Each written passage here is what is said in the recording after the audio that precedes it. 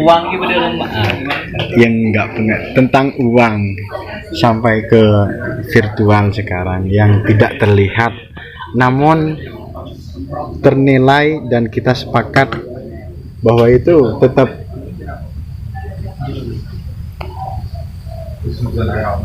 menjadi menjadi bukan kebutuhan, menjadi hal yang sangat menentukan gitu. Jadi kalau bicara uang itu sebenarnya kan bicara tentang alat untuk kita bisa bertahan hidup. Sekarang kan begitu. Oke. Nah, uang atau money itu ada kaitannya dengan negara. Karena sekarang kan kita hidup di sebuah negara yang dunia atau peradaban dunia mengenal namanya nation state. Jadi sebuah istilahnya kesepakatan politik bahwa di perbatasan ini adalah negara Indonesia misalnya. Nah, masing-masing negara itu memiliki alat tukar yang beda-beda. Di Indonesia ada banyak istilahnya, bukan ada banyak, ada sejarahnya sih sebenarnya kalau ngomong uang. Dari uang Hindia Belanda sebelum kemerdekaan sampai ada rupiah. Rupiah itu dikenal sebagai mata uang Indonesia. Begitu uang. Ya alat tukar aja gitu, yang disepakati atau disahkan oleh negara sebagai alat tukar. Nah, berdasarkan apa? Berdasarkan istilah ada devisa, cadangan devisa negara kan. Berdasarkan apa? Ya emas tentunya. Berdasarkan emas nilainya. Tuh kalau ngomong uang. Sekarang saya butuh minum kopi. Harganya berapa? 2.000, 4.000, 6.000. Maka saya butuh uang kan gitu kan untuk dapat kopi. Gitu, gampang uang.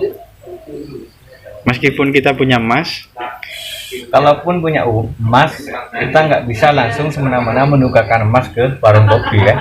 Tetap juga kita butuh alat sah itu. Sebenarnya tujuan uang dari peradaban politik dunia itu seperti apa? Benarkah memang ada dorongan dari Yunani dulu, Yahudi dulu? Wah, itu saya takut salah nih. Apa tuh? Yahudi itu apa takut salah. Aku ngarang juga. Kenapa Kak? Ya kita pengalaman secara sederhana dulu. Kenapa kita butuh uang? Karena kita itu manusia yang sedang hidup di dunia kan. Dan hidup kan butuh makan. Sebenarnya kita nggak punya uang juga nggak apa-apa. Yang penting punya beras, punya kompor, punya air, punya bahan-bahan resep makanan, punya mie. Ya, bisa aja nggak usah uang. Kita hidup di tengah hutan, terus kita bikin rumah, terus di tanah yang luas di tempat kita hidup ada jagung, ada beras. Kita pakai itu aja kalau itu. Tapi karena ternyata kita itu zon politik kan, sosial dan hidup dalam bernegara, maka kita memiliki alat tukar yang sah yang disebut sebagai rupiah. Nah, alat tukar sah inilah yang akan menjadi penggantinya kita untuk menukarkan apa yang kita inginkan. Yang masih butuh makanan, seperti itu. Peralihan dari fisik ke non fisik yang disebut virtual sekarang. Nah itu. Eh, Jadi sebelum ke sana menurut saya kita harus memahami uang itu supaya tidak terlalu apa ya istilahnya, yang nomor satu uang, tidak terlalu dijajah pikiran kita kan, bahwa yang disebut harta itu adalah uang, padahal harta itu ya bukan uang. rezeki lah ya. Lebih suka menyebutnya rezeki. Ada tanah, ada minyak, ada emas. Nah itu yang harus kita paham. Jadi ketika kita bicara uang, jangan sampai uang itu menjadi bagian dari diri kita. Uang itu di luar diri kita. Alat aja ya. Iya. Sehingga kita jadikan uang itu seolah-olah bagian dari diri kita, maka kita tidak bisa lepas dari uang. Tapi kalau kita jadikan uang itu sebagai di luar diri kita, ya gampang kita bisa lepas dari apa saja yang menuntut kita butuh pada uang. Uang itu kan kertas, nggak ada harganya sebenarnya. Kertas. Iya kan? Dan sekarang sudah bukan kertas. Tapi angka yang ada di rekening, ada di OVO, ada di apa macam-macam itu. Kita sepakat bahwa itu adalah uang. Itu adalah uang. Nah itu kan Gimana? Ada penjelasan yang lebih bisa menyadarkan saya mungkin ya. Jadi untuk ngisi OVO kan juga butuh uang. Iya. Untuk ngisi Grab virtual atau apa di Tokped virtual segala macam itu juga butuh uang. Akhirnya untuk dapat uang kita harus bekerja dalam sebuah perusahaan atau kita berdagang meningkatkan apa yang kita punya nilai lah. Kita nggak kerja ke perusahaan, kita nggak dapat uang. Kalau kita nggak berusaha untuk menjual apa yang kita punya, kita juga nggak punya uang. Terus Kak Faisal bilang bukan dari diri kita. Memang bukan. Terus gimana caranya? Kita, kalau saya terapkan secara sederhana itu, kita harus mengukur dulu kebutuhan primer kita. Saya makan berapa kali sehari, ya kan? Terus saya makan apa? Oh, saya makan nasi plus crispy atau kadang juga songkol dan 2 kali sehari. Nilai mata uang tadi untuk dapat crispy kita butuh 10.000. Kalau sehari kalau sehari itu 20.000. Gimana caranya kita dapatkan 20.000 dalam satu hari? Untuk makan. Tapi kita nggak bisa misalnya. Ya sudah, kamu ambil gayung, kamu minta beras. Habis minta beras, kamu ke laut. Gampang sebenarnya, bukan? Kita minta beras. Atau kita ke petani mencangkul, Pak, saya kalau udah selesai mencangkul saya minta berasnya 1 sak aja. Oke, udah kan? Kita di situ kita butuh lauk. Ya udah, kita ke mana itu? Malang Selatan. Ada orang menjual ikan, kita bantu dapat ikan. Cabe ya wis. Udah kita udah bisa makan. Sesederhana itu sebenarnya. Kalau urusan cuma tapi sebenarnya urusan yang lain, butuh handphone, butuh sepeda motor, kan butuh uang banyak. Butuh rumah. Ya ini kan butuh rumah, butuh kontrakan, butuh bertahan itu. Kalau kita mengandalkan harian, bulanan, kayaknya untuk mendapatkan motor dengan harga 15 juta tadi butuh jangka waktu panjang. Atau bekerja sekarang dengan UMR yang hanya 2.800.000, kayaknya nggak mungkin ya kan, seakal kan. Kita butuh yang namanya beban. Jadi jangan pinjaman. Jadi pinjaman itu jangan sampai dimaknai sesuatu yang negatif. ya kan? Pinjaman itu ada dua, ada pinjaman produktif, ada pinjaman Konsumsi. kalau untuk makan. Jadi jangan pakai bank, bisa ditagih anas nanti setiap bulan. Jadi kita harus bisa mengukur pinjaman kita sesuai dengan kebutuhan kita. Itu butuh makan, tadi saya ulangi lagi, butuh makan. Terus yang kedua butuh minum, ya air ada. Terus untuk tempat tinggal, kita butuh rumah. Nah, cukup kontrak lah, atau ngekos. Butuh baju baru, ya cukup dengan kita tadi bekerja menabung, dapat uang, ditabung, beli kan gitu. Sederhana itu sebenarnya uang itu.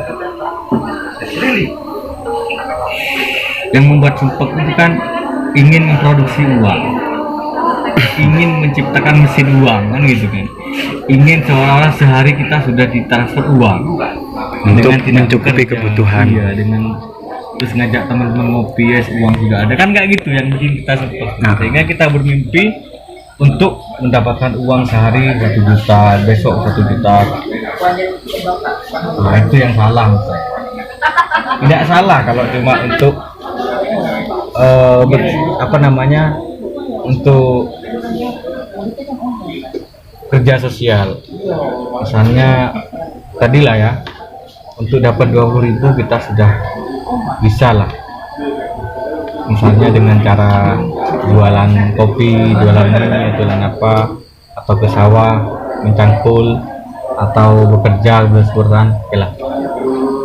Terus untuk mendapatkan kebutuhan-kebutuhan yang tersier tadi, seperti ya punya mobil, barang mewah, maka kita juga harus menyiapkan rencana keuangan. Gitu. Gimana caranya? Ini saya sedang menjalani. Saya cukupkan dulu uang untuk keluarga sekian, terus untuk anak sekian, terus untuk kebutuhan seperti memberikan sumbangan kepada orang-orang yang membutuhkan, terus membuka lowongan pekerjaan supaya uang itu bisa terproduksi, tersebar. Maka saya harus menghitung rencana keuangan saya. Gimana? Kita harus bisa menabung. Menabung itu bukan sisa. Salah kalau kita memahami tabungan itu sisa. Karena kalau menabung dipahami sisa, berarti kalau saya dapat uang setiap bulan 1 juta, sisa 1 bulan 100.000, saya tabung 100.000 kan gitu kan? Itu yang keliru. Karena terus setiap bulan cuma dapat 100.000, tapi kalau dijadikan sisi beda. Dia menabung sisi. Setiap saya dapat gaji, setiap saya dapat uang, maka saya harus sisihkan. Saya sisihkan 900.000. Nggak dapat 100.000 kan? Bisa nggak hidup 100.000 sebulan? Nah itu tantangannya kan. Kalau bisa begitu, wah, kita harus merencanakan dengan baik. Oh 100.000 bisa. Misalnya dengan 100.000 ini kita putar nilai 100.000. Dan muternya itu harus berkeringat Pak. Nggak bisa 100.000 ini nggak berkeringat, harus berkeringat. Maksudnya berkeringat gimana? Ya 100.000 ini misalnya kita pengen berkembang ya 100.000. Ya kita analisis dulu apa sih nilai-nilai yang potensial untuk dikembangkan di 100.000. Oh ternyata 100.000 ini bisa kita kulaan singkong dari petani misalnya contoh aja nih kan, singkong dapat 1 kilo misalnya, 1 kilonya 8.000. Singkong kamu produksi jadi keripik. Nah, dari keripik ini kamu sebar. Iya. Udah ada nilai uang lagi. Gampang lah sebenarnya kalau kita benar-benar mau bekerja. Gitu. Sederhana itu ya. Sederhana. atau langsung kamu ciptakan mesin uang ya kayak OVO itu. Tapi modalnya dari mana kan kayak gitu. Ternyata modal uang itu ilmu pengetahuan.